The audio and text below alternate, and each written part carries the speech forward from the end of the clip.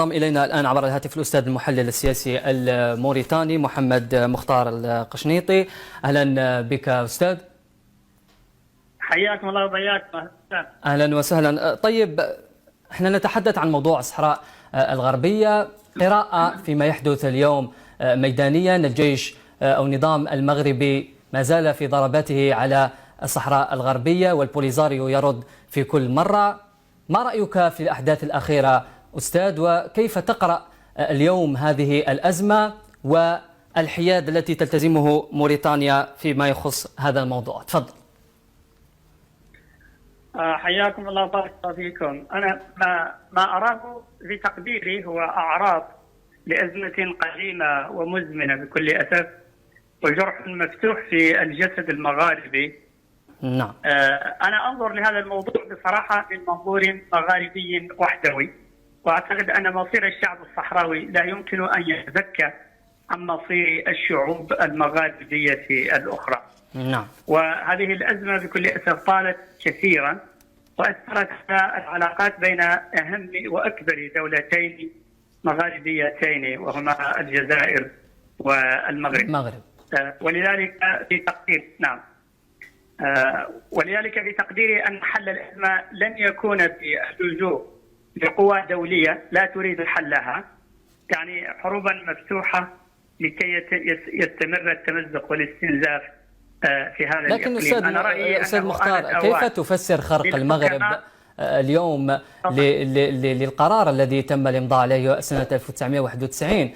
يعني المغرب كانت هي البادرة في هذا الخرق. أنا لا أتفق أن هنالك سعيا دوليا للحل. نعم.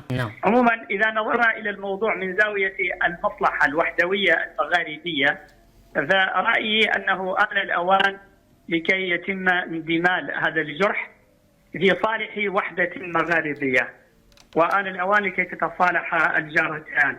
الشعب الصحراوي، وطبعا لا ننسى أنه الشعب الصحراوي هي قبائل أقرب شيء رحما ثقافة وتقاليد بالقبائل الموريتانية، فنحن أقرب الناس رحما بهم. وفي نهاية المطاف الشعب الصحراوي من حقه أن يقرر مصيره أستاذ.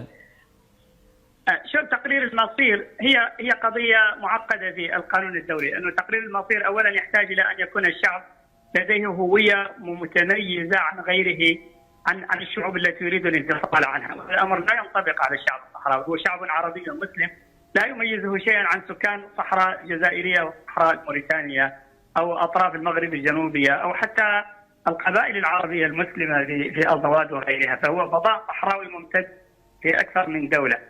فقضية تقرير المصير هذا كلام وزيرة في أثارته خطة الأمم وركزت عليه مطلع القرن العشرين لحل الخلافات بين الدول لا تزال ناشئة، يعني لا يزال رسم الحدود بين الدول قائمة. أما اليوم فالمبدأ السائد في القانون الدولي هو احترام وحدة الدول، وتوجد أقليات حوالي 450 أقلية على مستوى العالم. كيف يمكن اليوم احترام وحدة الدول أستاذ مختار، ونرى أن المغرب اليوم يخرق هذا القرار الذي يتعلق بوقف إطلاق النار؟ عندما أسمع السؤال قلت لك كيف يمكن اليوم احترام وحدة الدول ونرى المغرب اليوم يقوم بخرق قرار له هو وقف إطلاق النار الذي تم الإمضاء عليه يوم سنة 1991. أنا في ما أعرفه وأنا موجود يعني متابع للوضع من الجهة الموريتانية. نعم. حقيقة وخرق القرار كان من الطرفين، لأنه الاتفاق كان أن تبقى 5 كيلومترات فاصل ما بين السيطرة المغربية والحدود الموريتانية، وأن تكون المعابر مفتوحة. ولا ننسى أن إغلاق هذه المعابر مضر ليس فقط بالمغرب وإنما أيضا بموريتانيا وبدول غرب إفريقيا وبكل تواصل بين المغرب والدول غرب إفريقيا. أنا أعتقد أننا آن الأوان لكي نستغل ونركز على وحدتنا المغاربية. الشعب الصحراوي منا وفينا دما ولحما وتاريخا ودينا وثقافة ولغة وجغرافيا، ومصيره هو أن يكون جزءا من كتلة مغاربية وفضاء حضاري مغاربي مشترك بعيدا عن النظرة الضيقة.